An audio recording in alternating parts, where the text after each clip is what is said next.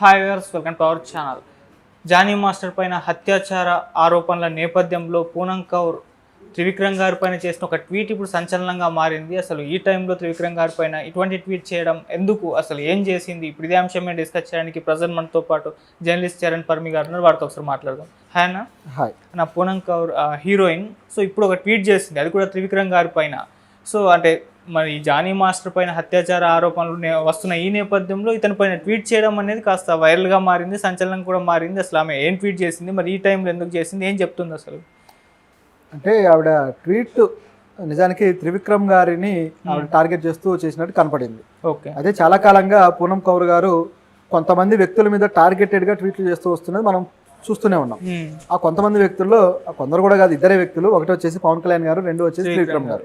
ఈ ఇద్దరు వ్యక్తుల మీదనే ట్వీట్ చేస్తూ వస్తుంటారు. ఏ ఆంధ్రప్రదేశ్లో కావచ్చు, లేకపోతే సినిమా ఇండస్ట్రీలో కావచ్చు, ఏ ఇష్యూ జరిగినా సరే ఆవిడ తాను స్పందించాలి అనుకుంటే న్యూట్రల్గా స్పందించడం అనే వే ఆవిడ దగ్గర పోయింది. నిజానికి ఎవరైనా సరే ఏదైనా సంఘటన జరిగినప్పుడు దాని మీద వాళ్ళ రియాక్షన్ అనేది ఆ వ్యక్తులకి, ఏదైనా సంఘటన జరిగిన వ్యక్తులకి సంఘీభావం తెలపడమో, లేదా సంఘటనలో ఏదైనా నిజానిజాలు తెలిస్తే దాన్ని ట్విట్టర్ ద్వారా పంచుకోవడమే ఏదో జరుగుతుంది. ఈ రెండు కాకుండా ఆవిడ వెర్షన్ మాత్రం కొంచెం డిఫరెంట్గా వెళ్తూ ఉంటుంది చాలా కాలంగా. ఓకే. పవన్ కళ్యాణ్ గారిని విమర్శించడమా, లేకపోతే త్రివిక్రమ్ గారిని విమర్శించడమా, ఈ యాంగిల్లో మాత్రమే వెళ్తూ ఉంటుంది.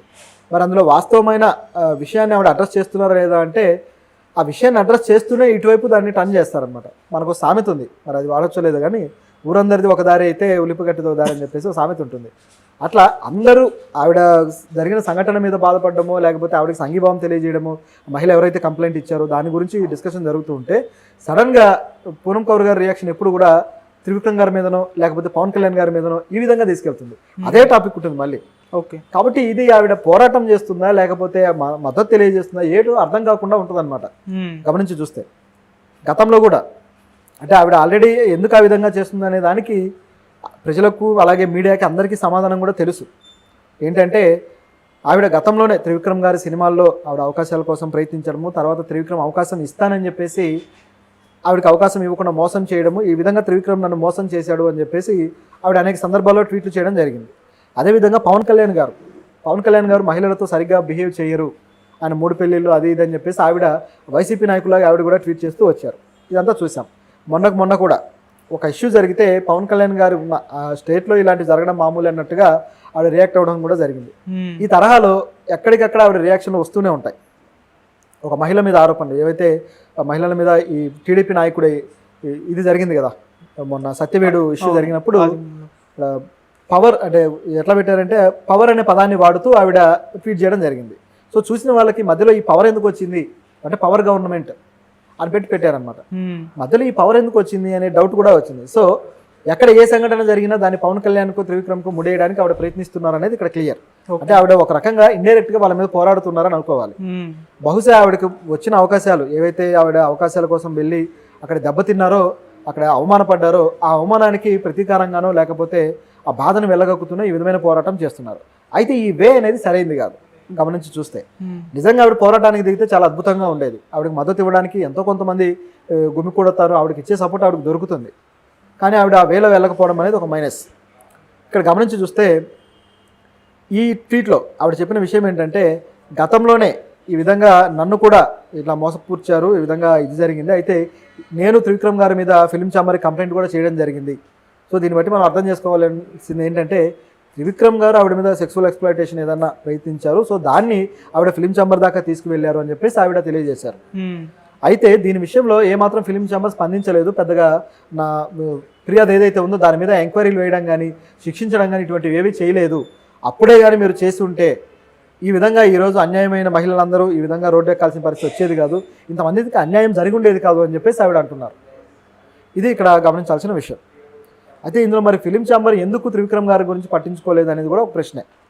ఆవిడ డైరెక్ట్గా ఫిలిం ఛాంబర్ని అని ఉంటే బాగుండేది ఇంకా చెప్పాలంటే.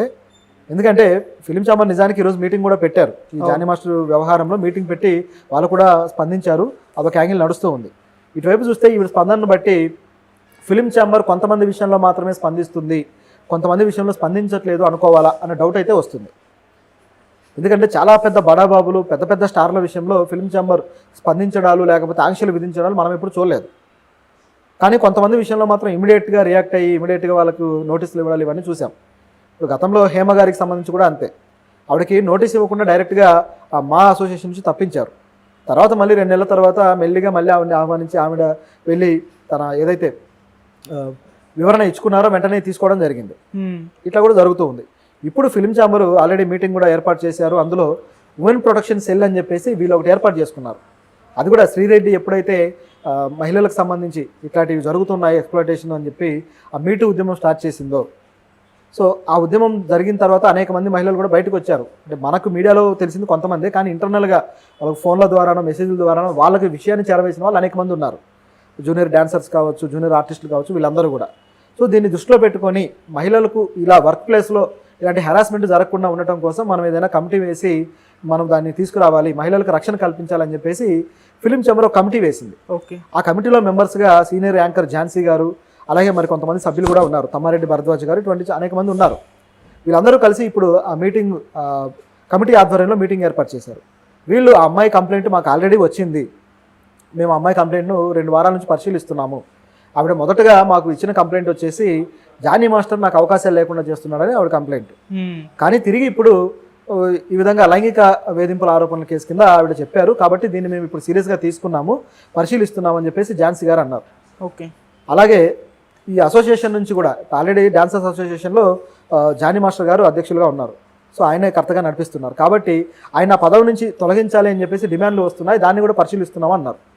సో ఎందుకంటే అటువంటి ఆరోపణలు ఉన్న వ్యక్తి కొన్ని రోజులు ఆ పదవిలో ఉండకుండా పక్కన ఉండటం అనేది శ్రేయస్కరం. రాజకీయాల్లో కూడా ఇటువంటిది మనం చూస్తూ ఉంటాం.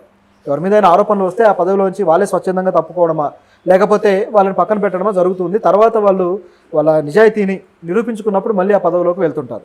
రీసెంట్గా చూస్తే కేజ్రీవాల్ గారు కూడా లిక్కర్ కేసులో, ఢిల్లీ లిక్కర్ కేసులో ఆయనకి కేసు శిక్ష వేసిన తర్వాత ఆయన బెయిల్ మీద బయటకు వచ్చారు.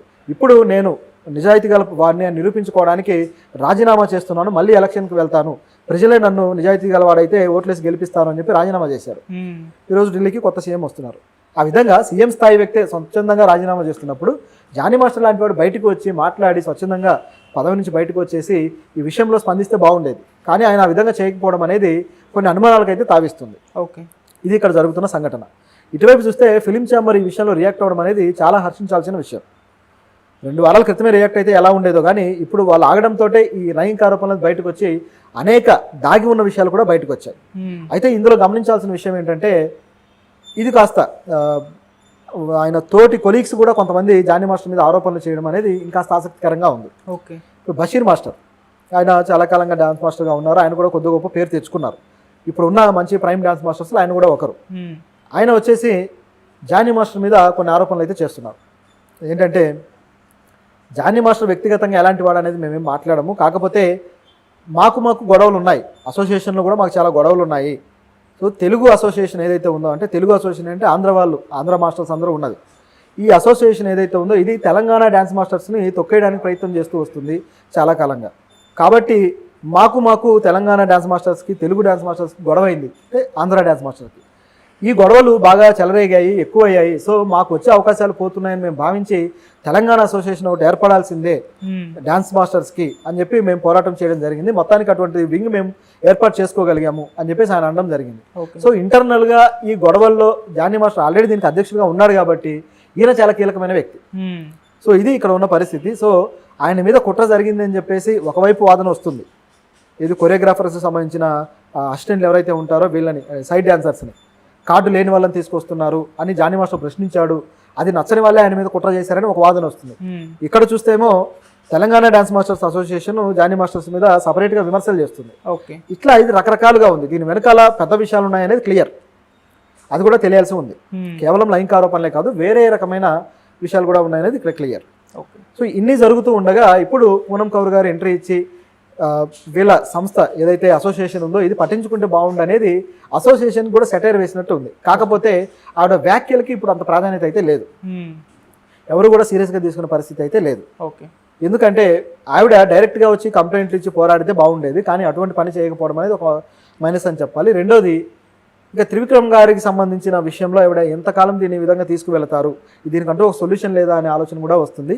అలాగే ఫిలిం ఛాంబర్ మీద క్వశ్చన్ కూడా, పెద్ద స్టార్ల మీద ఆరోపణలు వచ్చినప్పుడు మీరు ఎందుకు స్పందించరు, మీరు ఎందుకు దాని మీద సుమోటోగా తీసుకొని దాని మీద విచారణలు చేయడానికి కమిటీలు వేసి ఒక నిగ్గు తేల్చరు అనే ప్రశ్నలు అయితే అనేక ముందుకైతే వచ్చాయి. ఓకే. అయితే ఒకవేళ పూరం కౌర్ గారికి మరెవరైనా స్టార్ సపోర్ట్ చేసి మాట్లాడితే అది సీరియస్గా టాపిక్ అవుతుందేమో, కానీ అలా ఎవరు మాట్లాడట్లేదు కాబట్టి అది సద్దుమణిగింది. అయితే దీంట్లో ఆవిడ పొరపాటు కూడా ఏంటంటే అవకాశం ఇస్తానన్నాడు, సో నేను ఆయన దగ్గరికి వెళ్ళాను, ఆయన అవకాశాల కోసం నేను కొంత ట్రావెల్ చేయడం జరిగిందని ఆవిడే చెప్పారు. సో దీనివల్ల జరిగిన పొరపాటు ఏంటంటే మహిళ ఎప్పుడైనా సరే విల్లింగ్గా తన అవకాశం కోసం తను ఎప్పుడైతే కొద్దిగా లూజ్ అవుతారో వాళ్ళ దగ్గర, అప్పుడు వాళ్ళకు ఉండే మద్దతు అనేది సామాజికంగా చచ్చిపోతుంది. ఓకే.